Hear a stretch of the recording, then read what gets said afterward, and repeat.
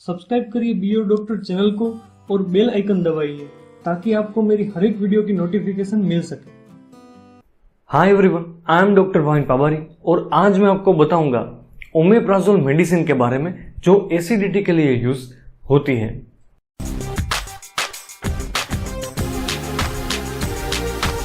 तो सबसे पहले समझ लीजिए कि हमारे बॉडी में एसिड का क्या रोल है और एसिडिटी कब होती है। ये बहुत ही सिंपल है। जैसे आप यहाँ इमेज में देख रहे हो, जो हमारा स्टमक है उसमें से हर दिन एसिड का सिक्रीशन होता रहता है। स्टमक से जब एसिड निकलता है तभी तो जो हम खाते हैं पीते हैं उसका पाचन हो पाता है। पाचन के लिए, डिफेंसिव फंक्शन के लिए स्टमक से एसिड का निकलना अनिवार्य है। लेकिन कुछ परिस्थिति में ये जो स्टमक से एसिड निकलता है उसका प्रमाण बहुत ही ज़्यादा बढ़ जाता है। जब एसिड का लेवल स्टमक में बहुत ही ज़्यादा बढ़ जाए तब पेशेंट को जलन सी फील होती है, उसे एसिडिटी कहा जाता है। ये पेशेंट के लिए बहुत ही डिस्कम्फर्ट वाली सिचुएशन होती है और वो जो सिचुएशन है उससे बाहर निकलने के लिए पेशेंट को दवाई लेनी पड़ती है। उसमें दवाई दी जाती है जैसे कि रेनिटिडिन हो, फेमोटिडिन हो, जिसे H2 एंटागोनिस्ट कहा जाता है, या फिर ओमेप्राजोल, पेंटाप्राजोल, राबेप्राजोल, इस्मोप्राजोल ऐसी दवाई दी जाती है जिसे PPI यानी कि प्रोटॉन पंप इनहिबिटर कहा जाता है।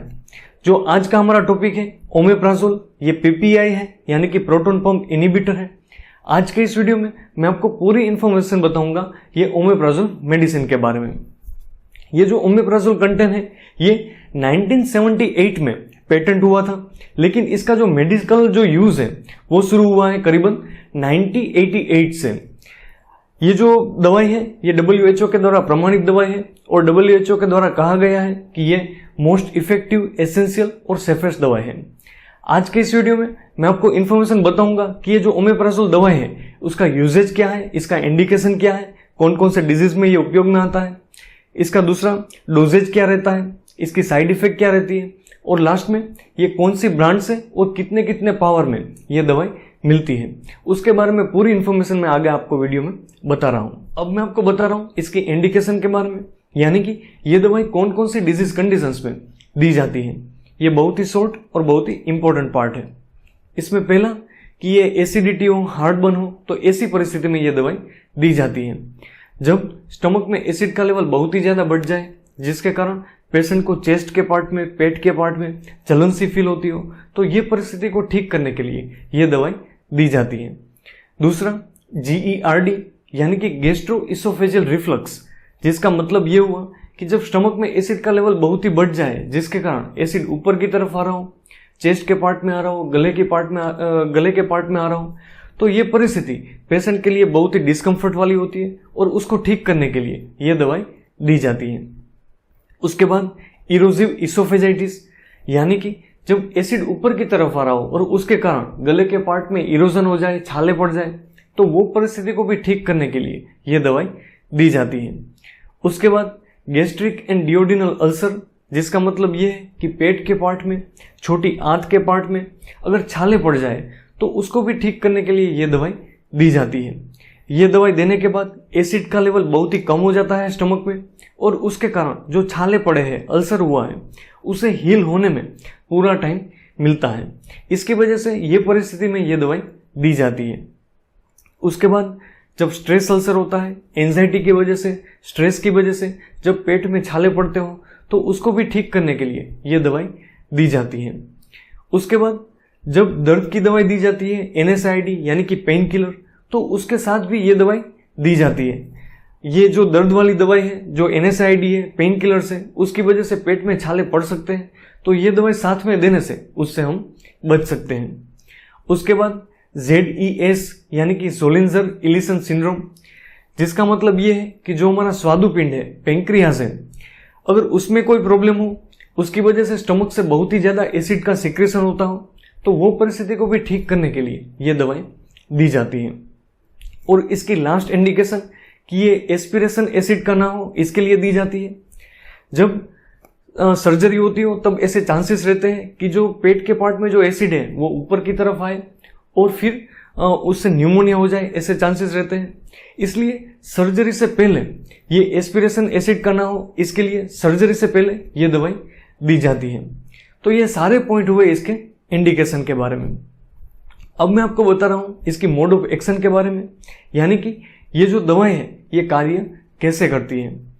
ये बहुत ही सिंपल है। जैसे मैंने आपको पहले बताया था कि ये प्रोटॉन पंप इनहिबिटर है। हमारे स्टमक में एक प्रोटॉन पंप होता है, जो स्टमक के सेल्स हैं वहाँ से ये एसिड सीक्रेट होता है। ये जो दवाई है ये डायरेक्टली H+ जो प्रोटॉन पंप है उसको ही बंद कर देती है और उसके कारण एसिड का सिक्रेशन नहीं हो पाता है। ये दवाई लेने के बाद ये पूरी जो साइकिल है वो अटक जाती है, एसिड का सिक्रेशन नहीं होता है। और ये जो सारी कंडीशन मैंने आपको बताई थी वो सारी कंडीशन ये दवाई से ठीक होती है।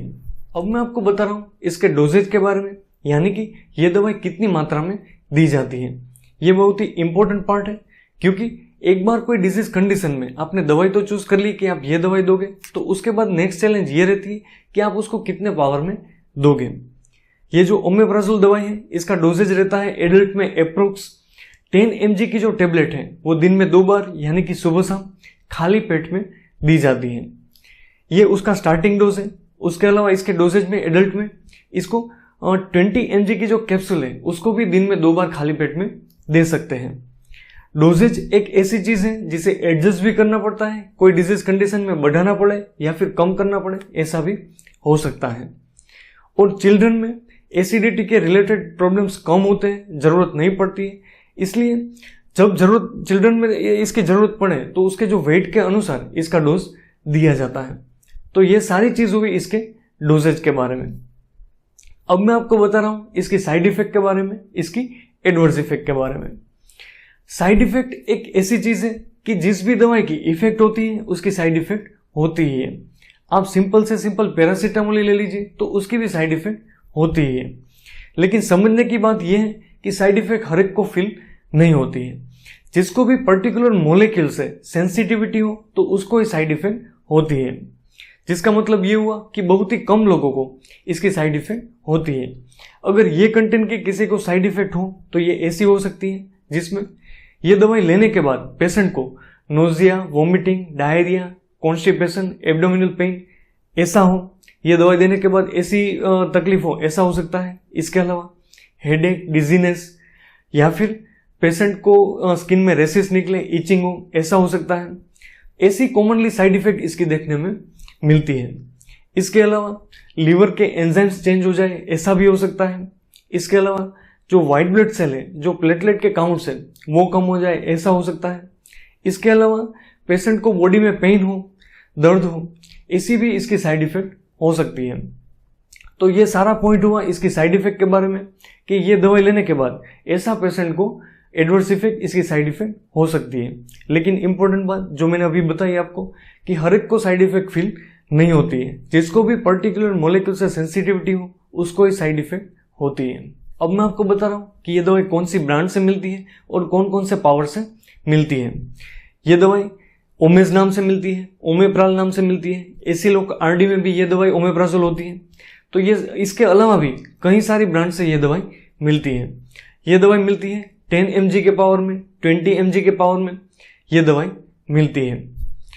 एक इंपॉर्टेंट बात मैं आपको यहाँ बता रहा हूँ कि जिसको भी अननेसेसरी बार बार ऐसी एसिडिटी के लिए दवाई जो जिसको लेने की आदत हो, हर दिन लेने की आदत हो, तो उसको अवॉइड करनी चाहिए।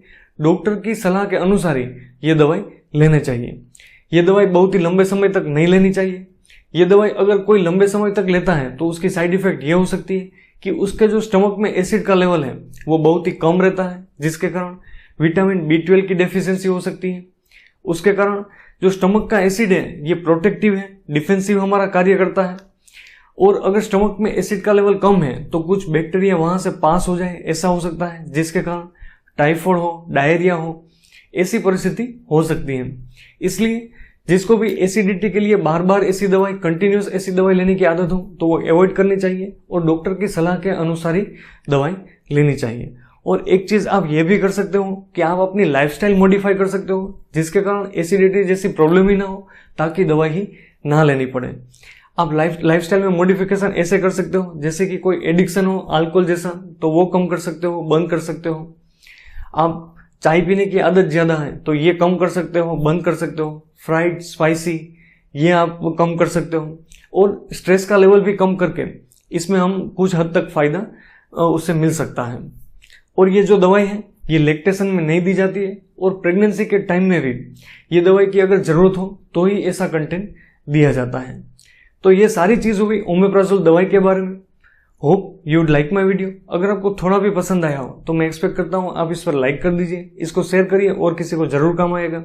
मुझे कमेंट करिए, मेल करिए, मैं पूरा ट्राई करूँगा आपको रिप्लाई देने का। और सब्सक्राइब किए बिना न जाइए। Thank you very much.